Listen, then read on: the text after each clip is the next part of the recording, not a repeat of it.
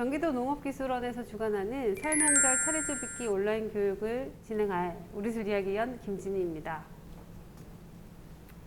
네, 오늘 할 수업은 제가 좀 간단하게 설명을 좀 드리고요. 그리고 이론 수업을 앞에서 짤막하게 진행을 하고 뒤에 제가 시연을 통해서 실습 과정을 보여드릴 예정이에요. 그래서 온라인 교육이기 때문에 좀 따라서 하시기 편리하도록 모든 과정을 좀 보여드릴 예정이니까 조금 불편하시더라도 좀 잘 따라오시면 좋을 것 같아요. 자, 이제 설명절이 얼마 남지 않아서 오늘 할 건 설 명절에 빚는 차례주 빚기인데, 사실 차례주라고 하는 것은 특별하게 차례주라는 레시피는 없어요. 그래서 우리가 가을에 수확을 하고 술을 이제 빚어 놓았던 것을 그래서 설날 이제 차례주로 올리는 경우가 훨씬 더 많거든요. 그래서 어떤 것이 우리 많은 분들에게 차례주로 좋을까라고 고민하다가 제가 가장 좋아하고 가장 오랫동안 지속적으로 빚었던 술을 오늘 소개하려고 합니다. 한번 해볼게요. 일단 저에 대한 소개이기도 하고요. 저는 이제 양주에서 우리술 이야기 연이라고 하는 전통주 체험 교육장을 하고 있어요. 그래서 그곳에서 하는 일들을 좀 간략하게 적어보았습니다. 이 정도만 간단하게 하고 넘어갈게요. 네. 그리고 이제 여기 앞에 제가 넣은 거예요. 곰손도 빚을 수 있는 이라고 넣은 건 뭐냐면, 곰손이 손재주가 없는 사람이라는 의미더라고요. 그래서 손재주가 없는 사람도 따라하면 차례주를 빚을 수 있어요 라는 걸 좀 부각시키고 싶어서 곰손이라는 단어를 좀 넣어봤어요. 그래서 이제 오늘 할 일은 발효에 대한 아주 간략한 이야기, 아주 간단한 이야기와 술에 대한 분류, 우리가 보통 술을 탁하게 먹는 걸 탁주, 그 다음에 맑게 먹는 걸 약주 이렇게 불러주거든요. 그래서 탁주와 약주 정도에 대한 간략한 설명과 함께 차례주는 어떤 건지 라는 거에 대해서 이론이에요. 1, 2번은 이론이다 라고 좀 보시면 될 것 같고요. 그리고 오늘 진행할 술이 차례주 중에서도 특히 저는 석탄주를 가지고 왔어요. 제가 10여 년 전에 석탄주를 많은 시민들에게 소개했을 때 석탄을 이용해서 빚은 건가요? 라는 질문을 엄청나게 많이 받았거든요. 근데 이제 이 석탄이라는 의미가 애석할 석자에 삼킬 탄이에요. 술의 맛과 향이 너무 좋아서 목에 넘기기 애석하다라는 이름을 가진 술이거든요. 그래서 그런 술을 제가 소개하고자 하고, 그리고 지금부터 빚기 시작해서 설 명절이 이제 한 달이 채 남지 않았기 때문에 빚는 시점에서 빠르게 술을 빚을 수 있는 건 무엇일까라고 고민을 하다가 죽으로 빚는 술을 하면 좋겠다라고 해서 선택된 아이이기도 해요. 그래서 석탄주에 대한 설명 해드리고 술빚기 과정을 쭉 할 예정이에요. 전체적인 과정은 오늘은 이양주이기 때문에 고두밥만 찌지 않고 미술 중에서도 쌀 가공법이 굉장히 많지만 그 중에서도 빠르게 진행할 수 있는 죽을 선택했기 때문에 죽부터 고두밥까지를 쫙 보여드릴 예정이에요. 그래서 중간중간에 너무 빨리 진행된다라고 느끼시면 우리 그거 할 수 있잖아요. 휴대폰에서 캡처하실 수 있잖아요.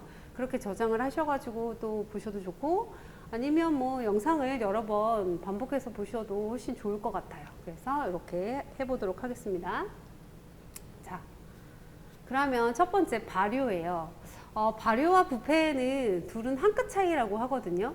왜 한 끗 차이라고 하냐면, 우리나라의 대표적인 발효 음식 하면 김치 아시죠? 그것처럼 발효라는 것은 우리가 미생물이 움직여서 우리 몸에 유익하게 하면 발효라고 할 수 있어요. 근데 똑같이 미생물이 움직이는데 우리 몸에 유해한 것을 우리는 부패라고 해요. 그래서 발효와 부패는 우리 몸에 이롭게 하느냐 해롭게 하느냐의 정도의 차이다라고 보시면 될 것 같고요. 미생물이 활동하는 것은 같으나 우리에게 주는 영향은 다르다라고 보시면 될 것 같아요. 이 뒤로 제가 굉장히 많은 이론을 넣었다가 오바다라고 해서 제가 뺐답니다. 일단 발효는 술 빚는 과정에서 아주 잘 볼 수 있는 게 발효고요. 부패는 저희 집 냉장고에서 볼 수 있는 것 같아요.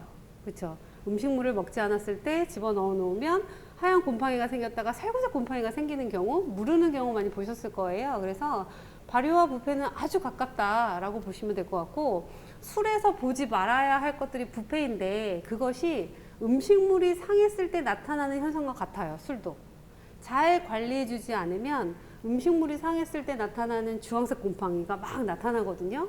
그랬을 때 되살릴 수 없냐라는 질문을 많이 하시는데, 그럴 경우에는 그냥 버리시는 게 좋아요. 살릴 수 없구나 라고 생각하시면 되겠죠. 자, 그래서 발효와 부패는 이렇게 간단하게 보시면 될 것 같고요.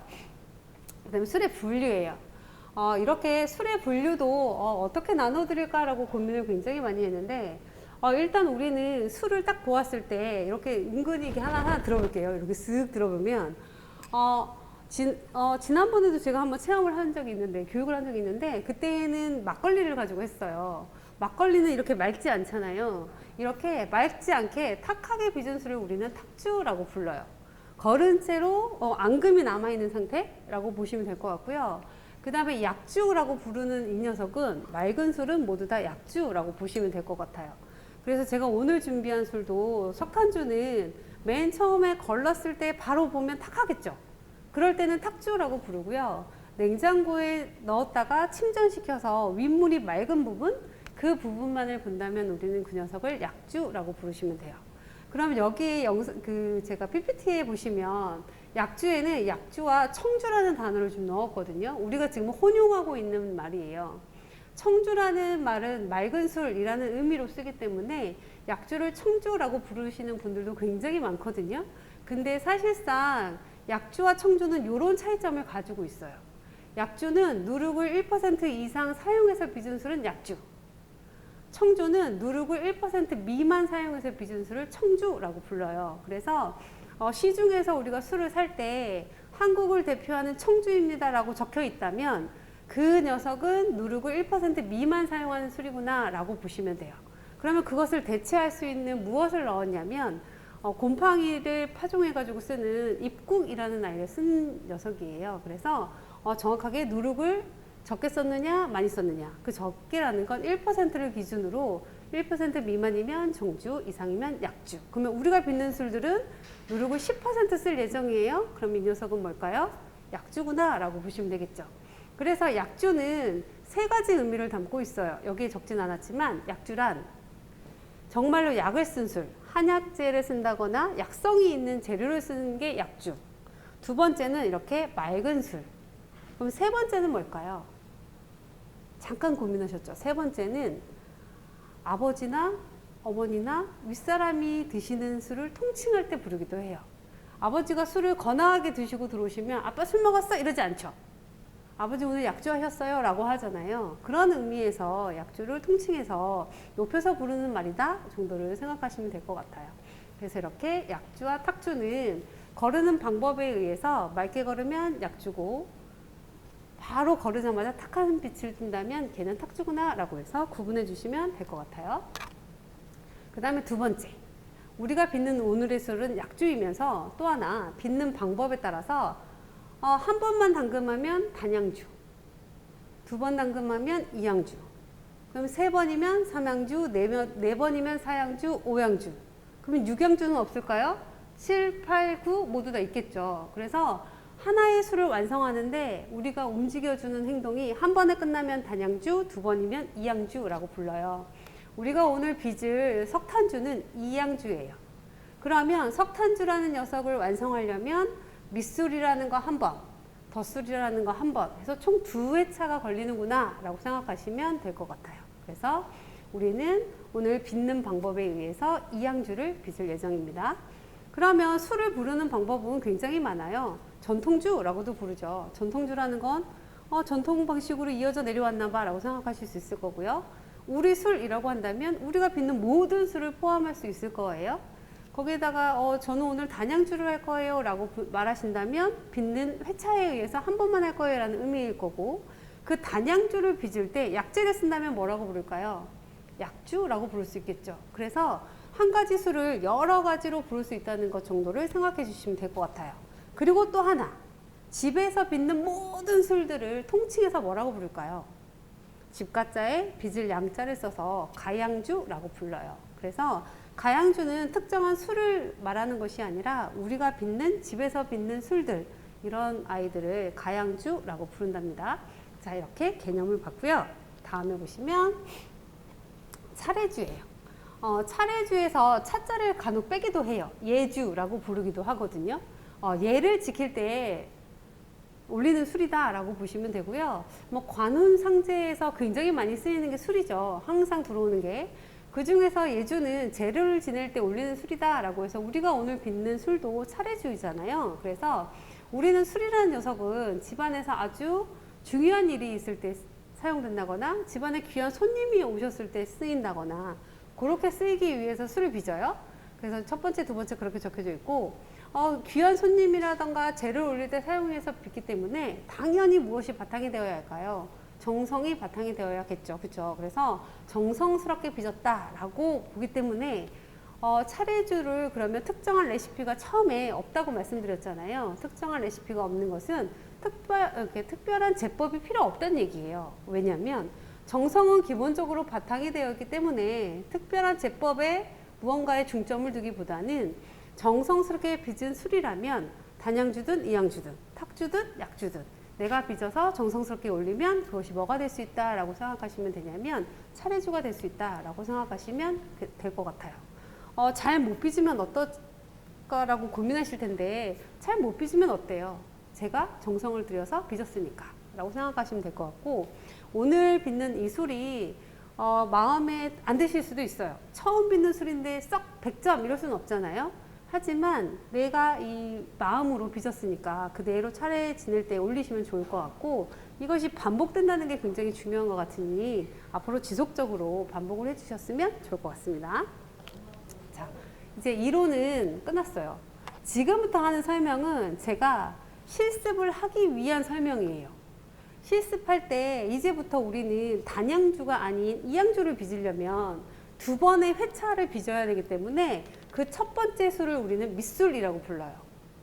첫 번째 빚는 술. 그래서 요즘에는 양조장에서는 뭐라고 부르냐면 밑술이라고 부르는 녀석을 별도로 1단 당금이라고 불러요. 두 번째 빚는 술을 2단 당금 이렇게 부르거든요. 그런 개념으로 첫 번째 빚는 술을 우리는 밑술이라고 부르고 두 번째 빚는 술을 덧술이라고 불러요. 두 번의 과정에서 이 밑술에서는 뭐가 중요하냐면 쭉 읽어서 밑술을 뒤집어서 술밑이라고도 부르고요. 주모라고도 불러요. 그 이유는 뭐냐면 이 밑술은 담당하는 목적이 있어요. 소량을 빚어서 누룩을 버무려 가지고 효모를 잔뜩 배양시켜 놓자가 목적이에요. 효모를 많이 만들어 놓아야 무엇이 만들어질까요? 알코올이 만들어질 수 있겠죠. 그래서 첫 번째 목적은 밑술은 발효제 역할을 하기 때문에 효모를 늘려놓자, 증식시켜 놓자가 목적이에요. 그 다음에 두 번째 목적은 덧술. 덧술은 그러면 왜 하느냐?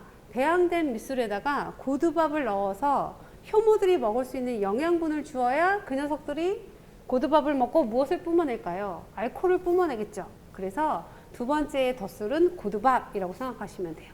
그래서 밑술은 방법에 따라 좀 다르지만 오늘은 죽, 덧술은 고두밥 이렇게 머릿속에 딱 인식을 잡아주시면 좋을 것 같아요.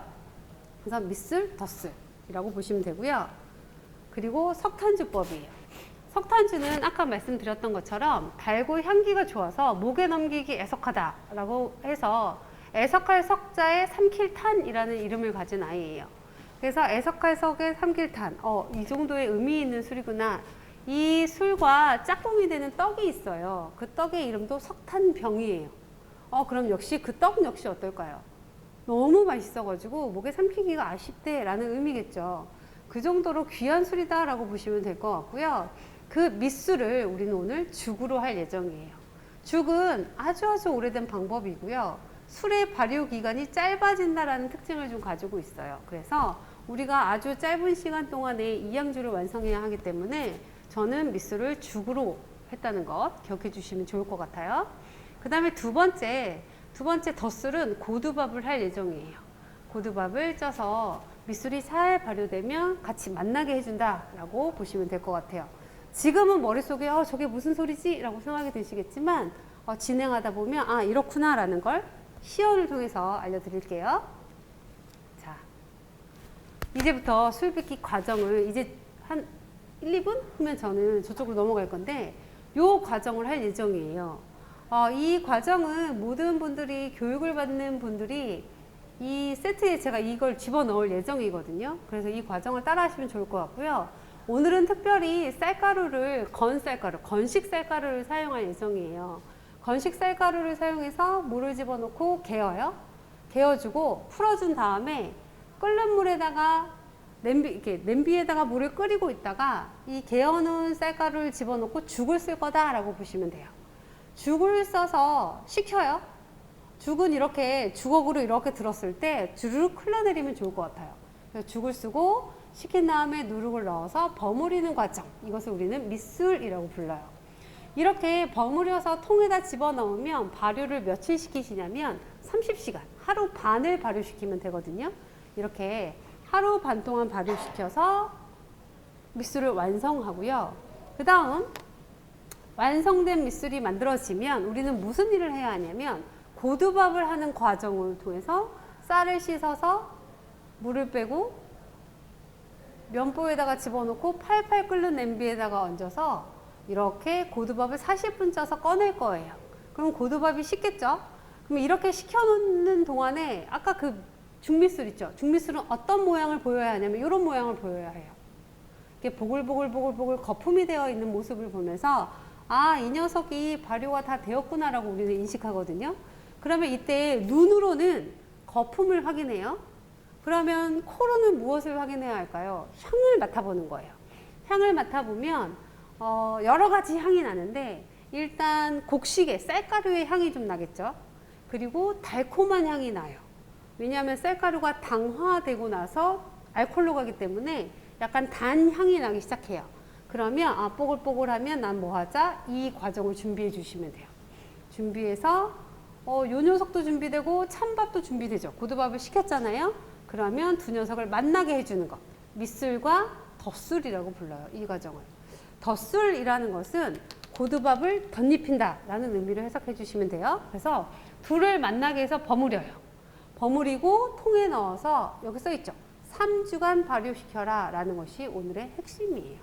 그래서 이 3주간 발효시켜서 발효가 다 완성이 되면 걸러가지고 냉장고에 보관해서 드시면 된다라고 보시면 될 것 같고요. 그러면 이렇게 초반에는 이런 모습을 나타내고 있진 않지만 탁했던 술을 냉장고에 넣으면 이렇게 가라앉았을 때 윗물만 걸러낸 거다라고 보시면 돼요. 이게 우리가 최종적으로 만나야 할 석탄주고요. 오늘 하시면 요 병 한 3개 정도? 3개 정도의 맑은 술을 얻으실 수 있어요. 그래서 요 과정을 제가 지금부터 해보도록 하겠습니다. 자, 이제 실습을 좀 시작해 보도록 할게요. 저희가 석탄주의 그 밑술은 죽이라고 말씀드렸잖아요. 오늘 준비한 죽은 이렇게 건식 쌀가루를 쓸 거예요. 방앗간에서 사오거나 직접 쌀을 이렇게 담가가지고 사용하는 경우를 습식 쌀가루라고 불러요. 근데 우리가 이것까지 다 준비하려면 200g인데 200g을 불려가지고 방앗간 갔다 오기 어렵잖아요. 그쵸? 그래서 우리는 편의상 마트에서 구매하는 건식 쌀가루를 이용해 볼 예정이에요. 얘는 습이 전혀 없기 때문에 수분을 좀 많이 줘야 해요. 그래서 집에 이런 계량컵이 있을 거라고 가정하고, 근데 이게 200ml짜리인데 만약에 없다 그러면 종이컵을 쓰시면 돼요. 종이컵이 180에서 200 정도 되거든요. 정확하게 하면 정말 좋겠지만 전 없는데요 라고 하면 우린 그거 있잖아요. 돈이 있으니까 마트 가서 사시면 돼요. 그쵸? 그래서 이렇게 한 컵을 가득 해요. 그러면 여기다가 넣어 볼게요. 한 컵, 2컵. 그래서 우리가 오늘 쌀가루에 집어넣을 물은 2컵 했는데 350밖에 안 되네요. 그래서 400을 맞춰주시면 돼요. 400ml의 물을 쌀가루 200g에다가 넣을 거예요. 자, 먼저 넣는 건 이 쌀가루를 개어주기 위함이에요. 풀어준다라고 봐주시면 될 것 같아요. 그래서 이렇게 개어주세요. 자, 넣고 개어준다는 얘기가 뭐냐면 풀어준다 이런 의미예요. 그래서 이렇게 풀어주세요. 건식 쌀가루이기 때문에 풀어지는 시간이 조금 걸리더라고요. 저는 이제 주로 술을 빚을 때에는 습식 쌀가루를 쓰지만 이렇게 건식으로도 전혀 문제 없이 편리하게 술을 빚을 수 있다라고 생각하시면 돼요. 제가 늘 주장하는 건 전통이라는 건 좀 가까워야 한다고 생각하거든요. 전통을 고수하자라고 해서 옛날 방식 그대로 재현하고자 하는 것이 전통이라고 생각하지 마시고 좀 편리하게 내 옆에다 데려다 놓으면 그것이 곧 전통이 되지 않을까라는 생각이 좀 들어요. 금세 풀어지죠? 이렇게 풀어주시면 돼요. 자, 저는 쌀가루 200에다가 물 400을 넣고 이렇게 풀었어요. 오늘 총 사용할 물의 양은 1.2리터예요. 그럼 나머지 800ml는 어디에 있냐면 요렇게 좀 화면을 이쪽에 좀 봐주시면 여기가 물이 있어요. 냄비에다가 물 800ml를 먼저 넣어서 끓여요. 팔팔팔팔팔 끓이고 계셔야 해요.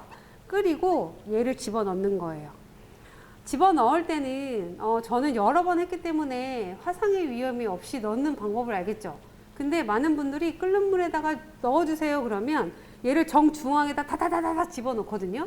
그러면 무슨 일이 일어날까요? 제 얼굴에 이렇게 이게 죽이 막 붙을 수 있겠잖아요. 그러면 화상이 입을 수 있으니 집어넣을 때는 얘를 이렇게 가장자리에다가 이렇게 넣어서 쏟아주셔야 해요.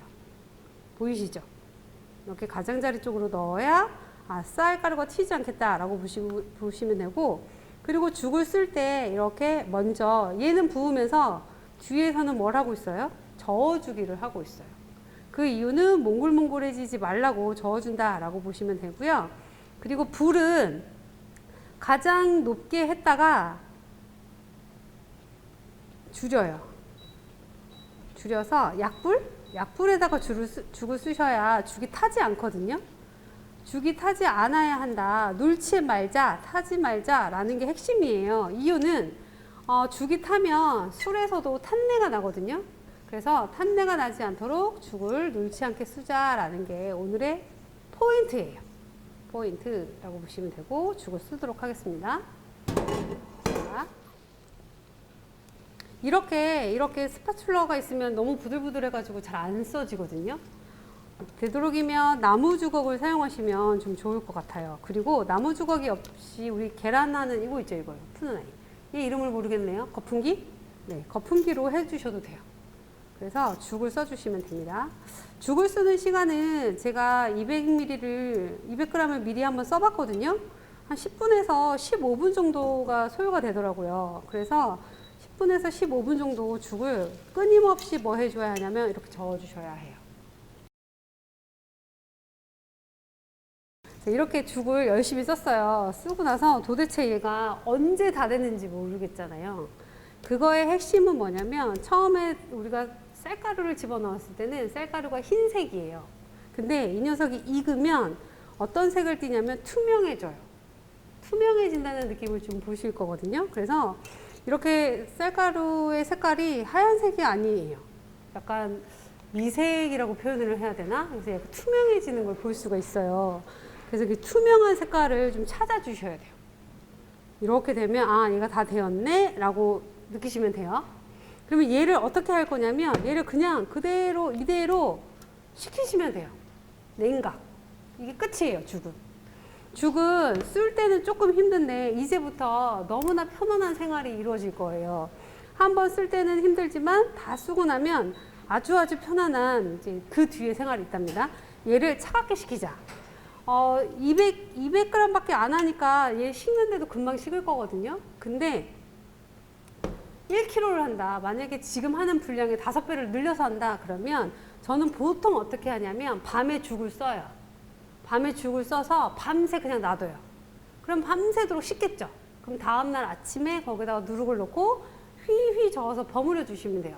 버무림의 시간을 잠시만요. 이렇게 누룩 좀 가져올게요.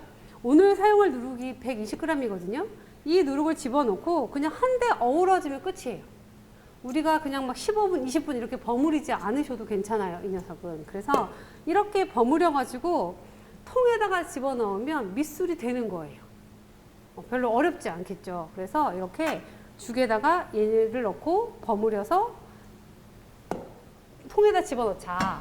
그러면 통에다 집어넣으면 신기하게 이렇게 껄쭉했던 죽이잖아요. 엄청 껄쭉했던 이 죽이 이틀이 지나면 물처럼 이렇게 풀어져 있는 모습 보이죠? 이렇게 된 게 얘가 밑술이에요. 그래서 우리는 얘를 이틀 동안 밑술을 만든다라고 보시면 돼요. 자, 이게 밑술이었고요. 그 다음에 이제 고두밥을 하는 과정에서 첫 번째 과정인 쌀 씻기를 보여드리도록 하겠습니다. 쌀 씻기는 굉장히 중요한 과정 중에 하나예요. 늘 저는 술을 빚을 때 이 쌀 씻기가 중요하다라고 말씀드리는 이유는 우리는 석탄주를 빚으면서 맑은 술을 먹을 예정이잖아요. 약주. 이 쌀을 얼마나 잘 씻었느냐에 따라서 맑게 가라앉느냐의 정도의 차이를 느끼실 수 있거든요. 그래서 쌀을 씻을 때에는 자, 맨 처음에 첫 번째 물은 어떻게 해야 하냐면 빠르게 받아가지고 첫 번째 물은 버리셔야 해요. 그래서 첫 번째 물은 버리자. 그 다음에 두 번째 물부터를 우리는 백세를 할 건데 회오리를 치게 해줘요. 넷, 다섯, 여섯, 일곱, 여덟, 아홉, 열. 이렇게 10번의 회오리를 치고 물을 버려요. 물을 버릴 때 물을 잠그지 않고 버리셔도 돼요. 숙달되지 않으면 물을 잠그시는 게 훨씬 좋겠죠. 쌀이 흘러내릴 수 있으니까 이렇게 물을 버려줘요. 그리고 두 번째 물을 받아서 또 넷, 다섯, 여섯, 일곱, 여덟, 아홉, 열 이렇게 해서 또 버려요. 이렇게 10번 회오리 쳐서 받아서 버리고 받아서 버리고를 10번 안에 끝내시면 돼요. 그러면 10번의 회오리와 10번의 쌀 씻기. 그래서 10 곱하기 10은 100이잖아요. 그래서 그렇게 100세, 100번 씻으면 깨끗해진다라고 이해해 주시면 좋을 것 같아요. 그래서 이렇게 3번 했어요. 자, 지금부터 조금 맑은 물이 이제 나올 거거든요. 맑은 물이 나오면 버릴 때도 이렇게 버려주시면 돼요.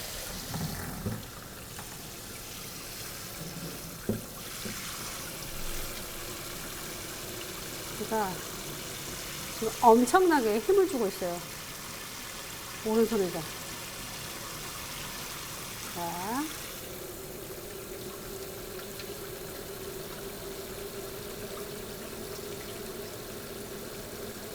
지금 이제 뿌연물이 거의 이제 나갔잖아요. 이렇게 가까이에서 한번 잡아주시면 더 잘 보일 것 같아요. 자, 이제 뿌연물이 다 나가서 맑은 물이 나타나잖아요. 보이시죠? 자, 그러면 쌀 씻기를 다 하신 거예요. 자, 이렇게 쌀알이 보인다 라고 생각이 드시면 멈춰요. 좀 뿌연나?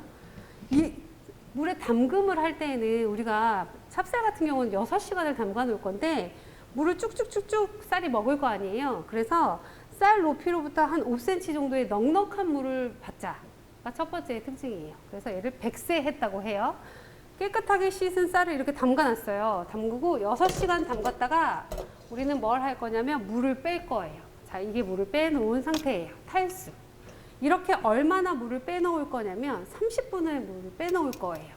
그러면 이렇게 물을 빼놓고 나서 무엇을 하냐면 그동안은 이 찜솥에다가 물을 끓여가지고 팔팔팔팔 끓여 놓겠죠.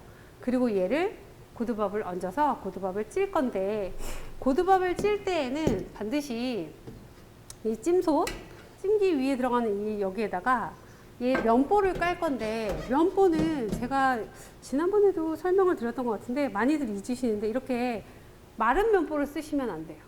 얘를 반드시 물에다가 적셔서 사용하셔야 해요. 물에다가 적셔가지고 한번 짜요. 꽉 짜주시고 그리고 면보를 깔아요.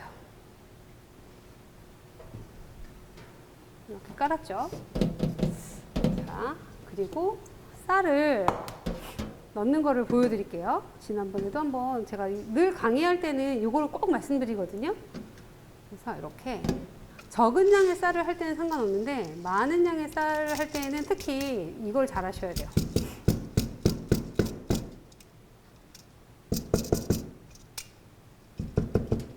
이렇게 쌀을 다 넣어야죠. 아까우니까 다 넣고 이대로 그냥 올리시면 안 돼요. 이대로 그냥 올리시면 안 되고 가운데를 어떻게 해주자? 온폭하게 해주자 라는 거를 놓치시면 안 돼요. 그래서 가운데를 온폭하게 해줘야 이 안에서 증기가 잘 돌겠죠. 그래서 고두밥을 고르게 익히게 하는 게 목적이기 때문에 가운데를 온폭하게 해주시면 돼요.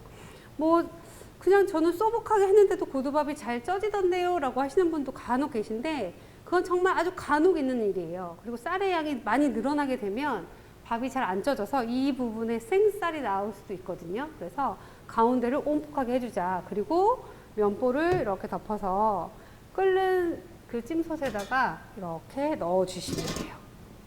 이렇게 밥을 얹어주시면 되고요. 밥을 얹어서 몇 분을 쪄야 하냐면 40분을 찌는 거고요. 불의 크기는 가정용 가스를 기준으로 했을 때 가장 크게 센 불에서 40분간 지속적으로 해주시면 돼요. 그래서 40분 동안 지속적으로 해서 꺼내면 고들고들한 고두밥이 나오게 돼요. 잠깐만 제가 고두밥 가지러 갔다 올게요. 자, 짠 하고 이렇게 나오죠. 이게 고두밥이에요. 40분을 쪘고요. 40분을 쪄서 제가 이걸 냉각을 시켜 놓은 건데 이렇게 만져보면 25도씨로 냉각해 주세요는 어느 정도의 차가움이냐면 딱 만졌을 때 차가워 이 느낌이 들어야 해요. 미지근한데 라고 하면 30도가 넘는 밥이거든요. 그래서 아이 차가워 라고 느낄 정도로 차갑게 시켜주시면 되고, 얘가 덧쓸 준비가 끝난 거예요. 고두밥이 쪄지면 예전에는 단양주를 할 때에는 여기에다가 물 넣고 누룩 넣고 버무리면 끝이잖아요. 우리는 이양주를 빚는데 이양주는 중미술을 하고 덧술에는 고두밥이라고 했던 거 기억나시죠? 그래서 여기에다가 무엇을 할 거냐면 잘 발효된 죽을 붓는 거예요. 어렵지 않아요. 아주 쉬워요. 자, 이거를 보여드릴게요. 죽을 이렇게 넣는 거예요. 이틀 동안 발효시킨 죽을 이렇게 집어넣어요. 집어넣을 때는 그때는 누룩도 다 넣으셔야겠죠? 이거는 사람마다 방식이 다르잖아요. 술 빚기는. 그래서 어떤 분들은 이렇게 집어넣을 때 거르시는 분들도 계세요. 거름망에다가 죽을 걸러가지고 누룩이 들어가지 않게 깔끔하게 하고 싶어요 라고 하시는 분들도 계시거든요. 근데 저의 방식은 그냥 죽미술을 통째로 집어넣어요. 자, 그래서 드디어 덧술을 하는 거예요. 미술과 고두밥이 만났어요. 우리는 그 녀석을 덧술한다 라고 해요. 자, 이렇게 해서 얘를 버무려 주시면 돼요. 버무리는 거는 어떻게 버무려요? 내가 편하게.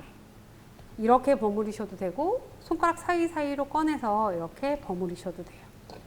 이 버무림의 핵심은 역시 고두밥이 나달나달 흩어지자의 특징을 가지면 되겠죠. 그래서 이렇게 버무려 주시면 되고, 이 버무림의 시간을 그러면 얼마나 해야 해요? 라고 해서 또 이제 궁금하시죠. 죽 쓸 때 너무 힘들었는데 고두밥은 대충 버무리면 안 될까요? 라고 하시는 분들도 계신데, 우리는 얘를 딱 버무려 가지고 통에다가 집어넣으면 이제부터 이 녀석을 안 건드릴 거거든요. 그래서 지금부터 한 10분 정도만, 10분에서 15분 정도만 얘를 아주 찰지게 버무려 주세요. 그러면 3주 동안 아무것도 안 할 거예요. 얘를 그냥 바라만 보고 있을 거거든요. 오늘 하루 10분 고생해서 얘를 버무려 가지고 집어넣으면 어떻게? 3주 동안 그냥 두자라고 생각하시면 되기 때문에 잘 버무려 주시면 되겠죠? 자, 이렇게 버무리시는 거예요. 자, 버무렸다. 제가 또 자체 빨리 감기를 막 하는 거예요. 자, 이렇게 해서 버무렸어요. 그러면 통에다 집어넣어야죠. 자, 통은 어떤 통이 좋은 통일까요? 통은? 어떤 통이 좋은 통일까요? 자꾸 질문하지 말아주세요. 어떤 통이 좋은 통이냐면, 처음 하시는 분들, 술을 처음 접하시는 분들은 보이는 통이 제일 좋은 통이에요. 이 발효의 모습이 내 눈에 보여야 저는 안심하고 그 녀석에 대해서 관리할 수 있겠죠. 그래서 투명한 통을 쓰시는 게 좋아요. 뭐 유리 항아리를 쓰셔도 좋고요.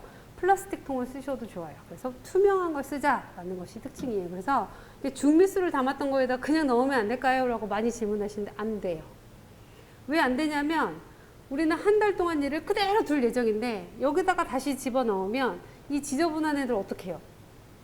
그대로 막 마르거나 그러겠죠. 그러면 이대로 쓰시면 무엇을 만날 수 있냐면, 첫 번째 제가 설명했던 발효와 부패의 한 끗 차이. 이 벽에 붙어 있는 녀석으로부터 부패하는 모습을 보실 수도 있어요. 곰팡이가 앉는 모습을 볼 수 있어서 얘는 안 되고요. 깨끗하게 씻은 용기에다가 집어넣어 주시면 좋을 것 같아요.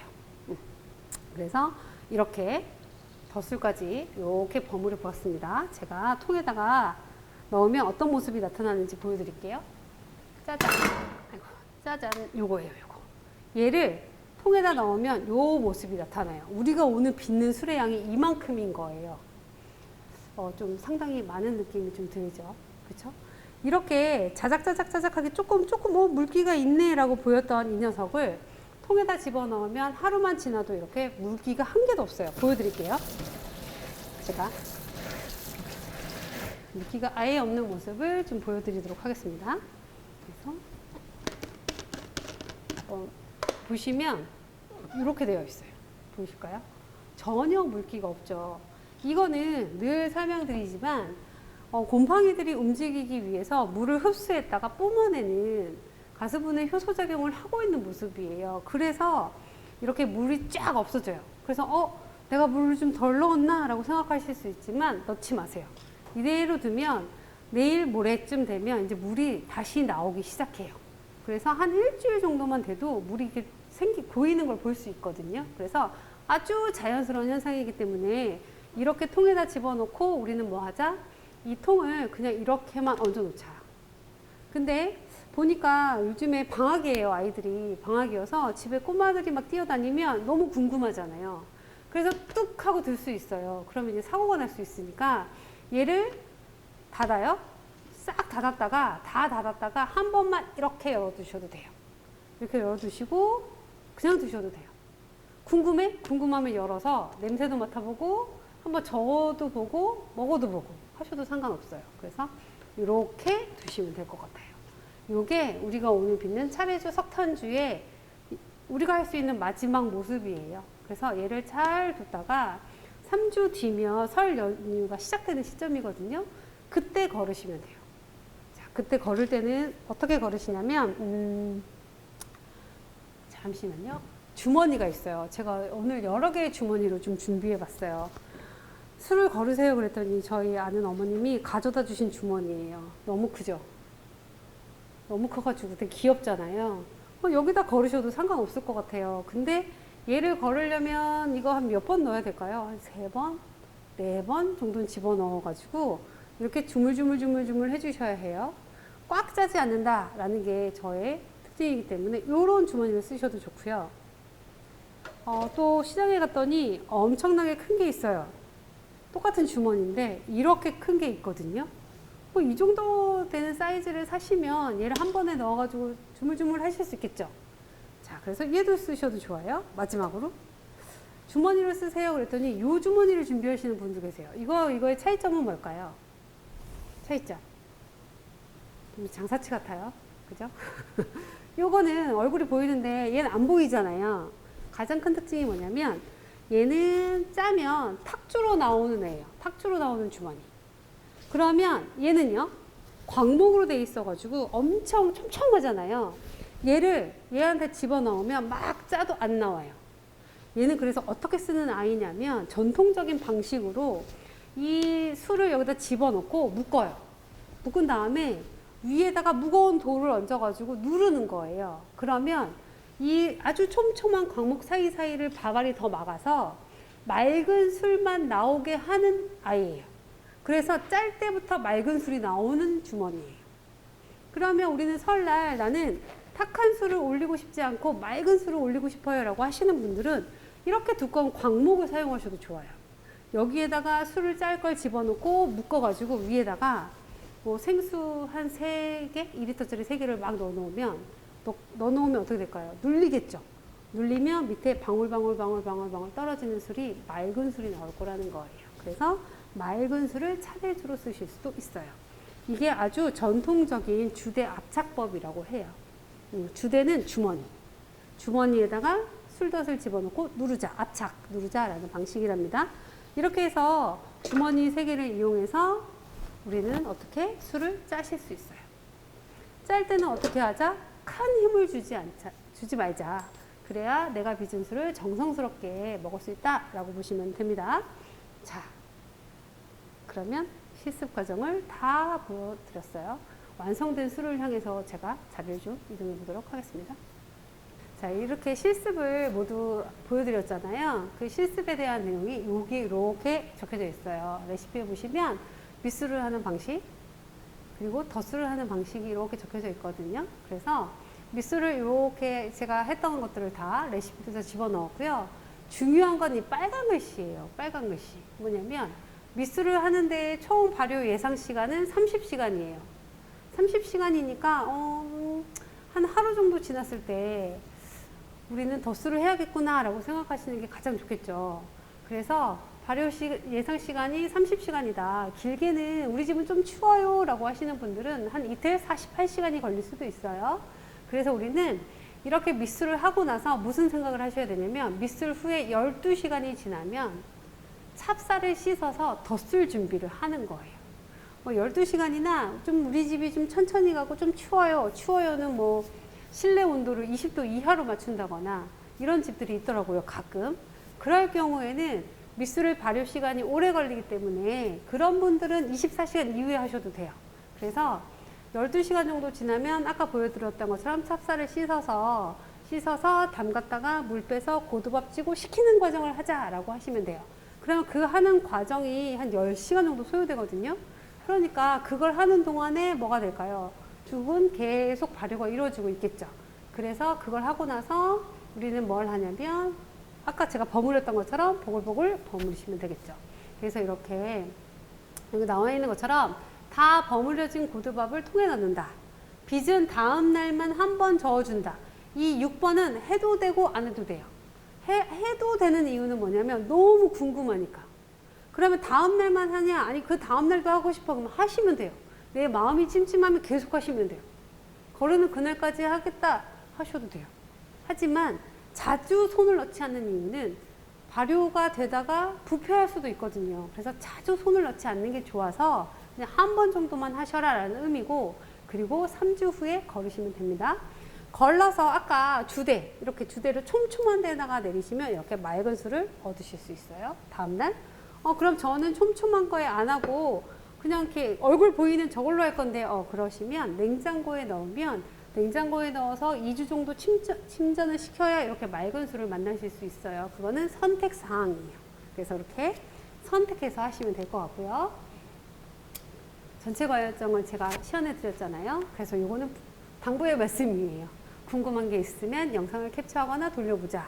그리고 저는 보낼 때, 저희가 재료를 보낼 때 이렇게 술 빚기 과정이라든가 레시피는 제가 다시 한번 넣어서 보내드릴 거예요. 그래서 프린트를 활용하시면 좋을 것 같고, 영상 밑으로 궁금한 점이 있으시면 남기시면 제가 최선을 다해서 답글을 한번 남겨보도록 하겠습니다. 자, 이게 오늘 저의 주제였어요. 곰손. 아무것도 할 수 없는 손재주가 없는 사람도 빚을 수 있는 차례주라고 해서 이제 뭘 할 수 있다고요? 나도 빚을 수 있다고요. 우리 술을. 이라고 생각하시면 될 것 같아요. 제가 늘 주장하는 말 중에 하나가 전통이에요. 전통.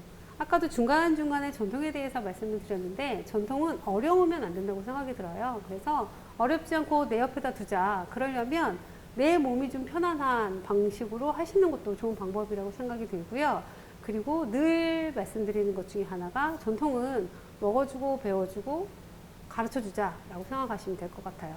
그래서 분명히 이번 영상을 따라 하시는 분들도 자녀와 함께 하실 거고 어머님과 아버님과 함께 하실 거라고 생각이 들어서 충분히 배워주고 충분히 가르쳐주는 건 함께 하실 수 있을 거라고 생각이 들어요. 그래야 우리 전통은 쭉 이어진다고 생각하니까 열심히 내 손으로 빚은 차례주로 이번 설 명절을 잘 보내시면 좋을 것 같습니다.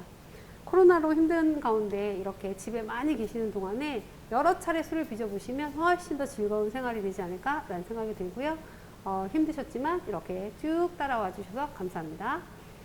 마지막에 꼭 이 말을 해드려야 되더라고요. 이 영상을 보고 도움이 되셨다면 좋아요와 구독을 꾹 눌러주세요. 고맙습니다.